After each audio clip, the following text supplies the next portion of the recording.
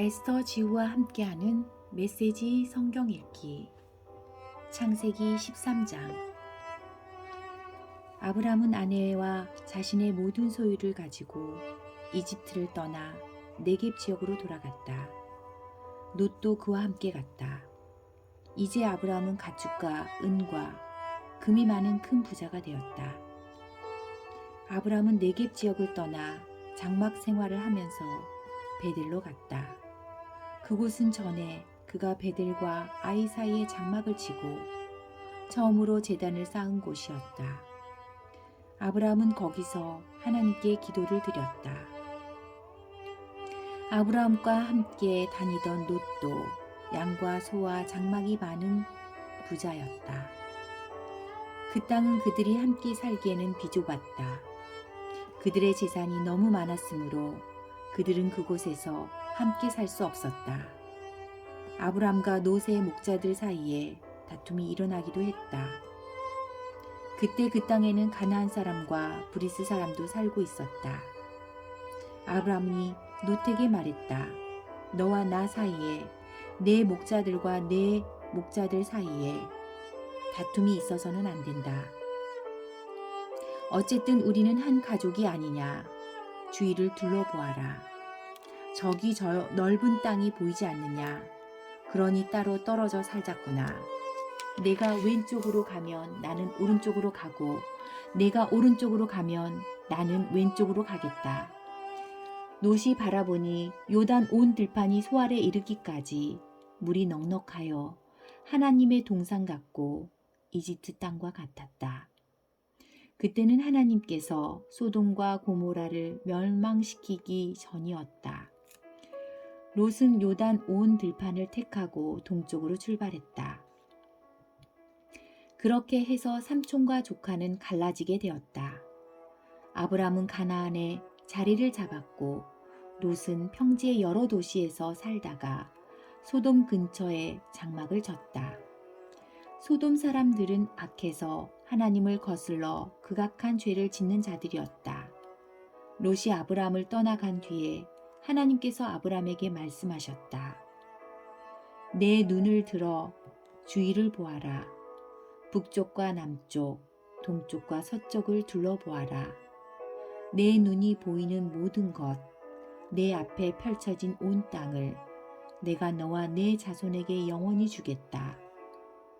내가 내 후손을 땅의 먼지처럼 많아지게 하겠다. 땅의 먼지를 셀 수 없듯이 내 후손도 셀 수 없게 될 것이다. 일어나 걸어보아라. 땅을 세로로 질러가 보기도 하고 가로로 질러가 보기도 하여라. 내가 그 모든 것을 내게 주겠다. 아브람은 장막을 옮겨 헤브론에 있는 마므레의 상수리 나무 숲 근처에 자리를 잡고 살았다. 그는 그곳에서 하나님께 제단을 쌓았다. 14장. 그때 이런 일이 있었다. 시날 왕 아므라벨, 엘라살 왕 아리옥, 엘람 왕 그돌라 오멜, 고임 왕 디달이 전쟁을 일으켜서 소돔 왕 베라, 고모라 왕 비르사, 아드마 왕 시납, 스보임 왕 세메멜, 벨라 왕 소알과 싸웠다. 공격을 받은 다섯 왕은 시딤 골짜기 곧 소금 바다에 집결했다. 그들은 12년 동안 그돌라 오멜의 지배를 받다가 13년째 되는 해에 반란을 일으켰던 것이다. 14년째 되는 해에 그돌라 오멜이 자신과 동맹을 맺은 왕들과 함께 진격해 가서 아스드롯 가르나임에서 르바 사람을 치고 함에서는 수수 사람을 치고 샤웨 기라다임에서는 엠 사람을 치고 세일 산지에서는 호리 사람을 쳐서 사막 가장자리에 있는 엘 바람까지 이르렀다. 돌아오는 길에 그들은 엠미스밭 곧 가데스에서 아멜렉 사람의 전 지역과 하사손 다말에 사는 아모리 사람의 전 지역을 쳤다. 그러자 소돔 왕이 고모라 왕, 아드마 왕, 스보임 왕, 벨라 왕, 곧 소알 왕과 함께 진군하여 시딤 골짜기에서 적들과 맞서 전열을 가듬었다. 엘람 왕 그돌라 오멜, 고임 왕 디달, 시날 왕 아므라벨, 엘라살 왕 아리옥, 이 네 왕이 5 왕과 맞서 싸웠다. 시딤 골짜기는 역청수렁이 가득했다. 소돔 왕과 고모라 왕이 달아나다가 역청수렁에 빠지고 나머지는 산지로 달아났다. 그러자 네 왕은 소돔과 고모라의 모든 재물과 양식과 병기를 약탈하여 떠나갔다. 그들은 당시 소돔에 살고 있던 아브람의 조카 롯을 사로잡고 그의 모든 소유도 빼앗아 갔다. 도망쳐 나온 사람 하나가 히브리 사람 아브람에게 와서 그 일을 알렸다. 그때 아브람은 아모리 사람 마므레의 상수리 나무 숲 근처에 살고 있었다. 마므레는 에스골과 형제간이었고 아넬과도 형제간이었다. 이들은 모두 아브람과 동맹을 맺은 사이였다. 아브람이 자기 조카가 포로로 끌려갔다는 소식을 듣고 부하들을 모으니 318명이었다. 그들은 모두 아브람의 집에서 태어난 사람들이었다. 아브람은 그들을 데리고 롯을 잡아간 자들을 추격해 단까지 갔다. 아브람과 그의 부하들은 여러 패로 나뉘어 밤에 공격했다. 그들은 다마스쿠스 북쪽 호바까지 적들을 뒤쫓아갔다. 그들은 약탈당한 모든 것을 되찾았고 아브람의 조카 롯과 그의 재물뿐 아니라 부녀자들과 다른 사람들까지 되찾았다. 아브람이 그돌라 오멜과 그와 동맹을 맺은 왕들을 처부수고 돌아오자 소돔 왕이 사워 골짜기 곧 왕의 골짜기로 나와서 그를 맞이했다. 살렘 왕 멜기세덱이 빵과 포도주를 가지고 나왔다. 그는 지극히 높으신 하나님의 제사장이었다. 그가 아브람을 축복하며 말했다. 지극히 높으신 하나님, 하늘과 땅의 창조주께 아브람은 복을 받으리라. 그대의 원수들을 그대의 손에 넘겨주신 지극히 높으신 하나님께서는 찬양을 받으소서. 아브람은 되찾은 재물의 10분의 1을 멜기세덱에게 주었다. 소돔 왕이 아브람에게 말했다. 사람들은 내게 돌려주고 재물은 그대가 다 가지시오. 그러나 아브람은 소돔 왕에게 이렇게 말했다. 하나님, 지극히 높으신 하나님, 하늘과 땅의 창조주께 맹세하건대 나는 왕의 것을 하나도 가지지 않겠습니다. 왕의 것은 시로라기 하나, 신발끈 하나도 가지지 않겠습니다. 그것은 왕이 내가 아브람을 부자로 만들어 주었다고 말하지 못하게 하려는 것입니다. 나에게는 아무것도 주지 마십시오. 다만 젊은이들이 먹은 것과 나와 함께 갔던 사람들 곧 아넬과 에스골과 마므레의 몫은 챙겨주십시오. 그들은 자신들의 몫을 받아 마땅합니다. 15장. 이 모든 일이 있은 뒤에 하나님의 말씀이 환상 가운데 아브라함에게 임했다. 아브라함아, 두려워하지 마라. 나는 내 방패다. 내가 받을 상이 매우 크다. 아브라함이 말했다. 주 하나님, 제게는 자식이 없어 다마스쿠스 사람 엘리에셀이 모든 것을 물려받을 텐데 주께서 주시는 선물이 무슨 소용이 있겠습니까? 아브라함이 계속해서 말했다. 보십시오. 주께서 제게 자식을 주지 않으셨으니 이제 제 집의 종이 모든 것을 상속받을 것입니다. 그러자 하나님의 메시지가 임했다. 걱정하지 마라. 그는 내 상속자가 아니다. 내 몸에서 태어날 아들이 내 상속자가 될 것이다. 하나님께서 아브람을 밖으로 데리고 나가셔서 말씀하셨다. 저 하늘을 바라보아라. 저 별들을 세어보아라. 셀 수 있겠느냐? 내 자손을 세어보아라. 아브라함아, 너는 장차 큰 민족을 이룰 것이다. 아브라함이 믿었다. 하나님을 믿었다. 하나님께서는 그가 하나님과 바른 관계를 맺었다고 선언해 주셨다. 하나님께서 계속 말씀하셨다. 나는 너를 갈대아 우르에서 데리고 나와 이 땅을 내게 주어 소유하게 한 하나님이다. 아브라함이 말했다.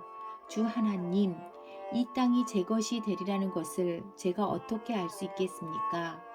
하나님께서 말씀하셨다. 3년 된 암송아지 한 마리와 3년 된 암염소 한 마리, 3년 된 순양 한 마리, 산비둘기 한 마리, 그리고 집비둘기 한 마리를 내게 가져오너라. 아브라함이 그 모든 짐승을 하나님께 가져와서 반으로 가르고 갈린 반쪽을 서로 마주보게 차려 놓았다. 그러나 비둘기들은 가르지 않았다.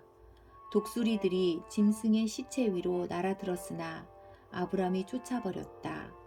해가 지자 아브라함이 깊은 잠에 빠졌는데 공포와 어둠이 그를 짓눌렀다. 하나님께서 아브라함에게 말씀하셨다.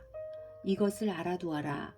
내 후손이 다른 나라에서 나그네로 살다가 400년 동안 종살이를 하고 매질을 당하게 될 것이다. 그 후에 내가 그들의 주인으로 군림하는 자들을 벌할 것이다. 그러면 내 후손은 재물을 가득 가지고 거기서 나올 것이다. 그러나 너는 장수를 누리다가 평안히 죽게 될 것이다. 내 후손은 다 사대째가 되어서야 이 땅으로 돌아오게 될 것이다. 아직까지는 아모리 사람의 죄가 한창 자라고 있기 때문이다. 해가 져서 어두워지자 연기나는 화덕과 타오르는 횃불이 갈라놓는 짐승들 사이로 지나갔다. 그때 하나님께서 아브라함과 언약을 맺으시며 말씀하셨다. 내가 이집트의 나일 강에서부터 아시리아의 유프라테스 강에 이르는 이 땅을 내 자손에게 주겠다. 이 땅은 겐 사람과 그나스 사람과 감문 사람과 헷 사람과 브리스 사람과 르바 사람과 아모리 사람과 가나안 사람과 기르가스 사람과 여부스 사람의 땅이다. 17장 아브라함의 아내 사레는 아직 아이를 낳지 못했다. 그녀에게는 하갈이라는 이집트 여종이 있었다. 사레가 아브라함에게 말했다.